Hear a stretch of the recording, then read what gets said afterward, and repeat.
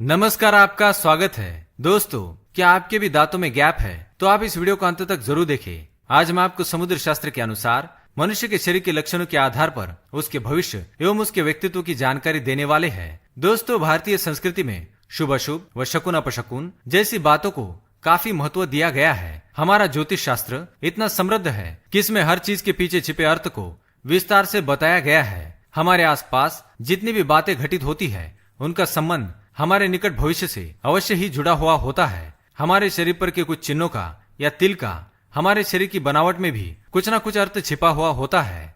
ईश्वर ने हर मनुष्य के शरीर की बनावट अलग अलग तरीके से की है। रंग रूप, स्वभाव, विचार शैली, परिस्थिति आदि सब एक दूसरे से भिन्न है।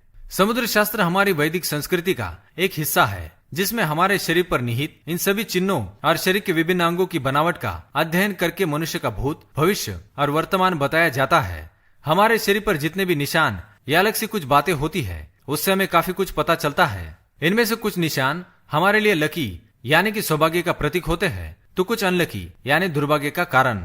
चलिए आज हम आपको बताते हैं हमारे शरीर के कुछ ऐसे लकी चिन्हों और अंगों की बनावट के बारे में जिनका सीधा प्रभाव हमारे जीवन पर पड़ता है, या यूं कहे कि हमारे शरीर में इनका होना हमारे लिए भाग्य की बात है। सबसे पहले बात करते हैं हमारे चेहरे और शरीर की बनावट के बारे में। गोल चेहरे वाले लोग निश्चित ही भाग्यशाली होते हैं। अच्छी नौकरी, सफलता और अच्छा लाइफ पार्टनर मिलना इनके नसीब में जरूर लिखा होता है। मध्यम ऊंचाई होना भी अच्छा समझा जाता है। तेज नाक और उस पर तिल का होना अच्छा माना जाता है। जिन लोगों के कान सामान्य से बड़े होते हैं वे भी अत्यंत भाग्यशाली होते हैं। चौड़ा और लंबा माथा, उस पर पड़ने वाली लकीरें भी हमारे सौभाग्य को दर्शाती है। यूं तो बालों का कम होना या गंजेपन को सुंदरता की दृष्टि से अच्छा नहीं माना जाता, परंतु ज्योतिष शास्त्र की दृष्टि से देखे तो गंजे लोग ज्यादा भाग्यशाली माने गए हैं।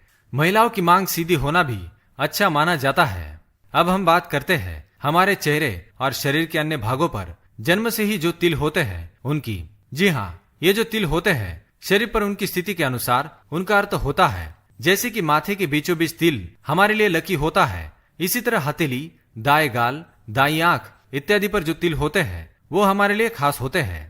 मोतियों जैसे सफेद दांत किसे पसंद नहीं है, और बिना फट यानी कि बिना गैप वाले दांत तो अच्छे ही दिखते हैं, परंतु समुद्र शास्त्र के अनुसार जिस व्यक्ति के दांतों के बीच में गैप या फट होता है वे ज्यादा सौभाग्यशाली होते हैं। नौकरी में उच्च पद पर आसीन ये व्यक्ति आर्थिक दृष्टि से भी सबल होते हैं। इसी प्रकार जिनके दांत थोड़े से बाहर निकले होते हैं वे थोड़े जिद्दी और ज्यादा बोलने वाले होते हैं, पर भाग्यशाली भी होते हैं।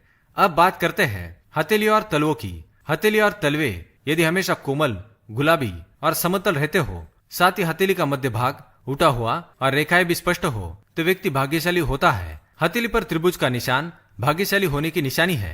लंबी व पतली उंगलियां भी भाग्य की दृष्टि से अच्छी मानी गई है। पैरों के तलों पर सूर्य, चंद्र, नक्षत्र, सिंह, कमल, शंख चक्र या ध्वज जैसी आकृति हो तो यह अत्यंत भाग्यशाली, ऐश्वर्यशाली और राजा के समान जीवन होने की निशानी है। जिन स्त्री और पुरुषों की नाभि घेरी होती है वे भी भाग्यशाली होते हैं। अब बात करते हैं हमारे आंखों की।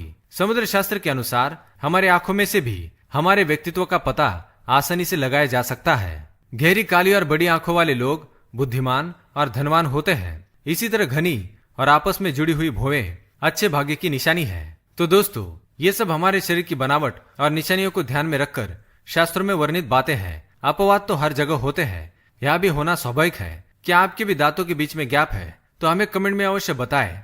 अगर ये जानकारी आपको पसंद आई तो वीडियो को लाइक करें, कमेंट करें और शेयर करें। साथ ही चैनल को सब्सक्राइब करना ना भूलें। धन्यवाद।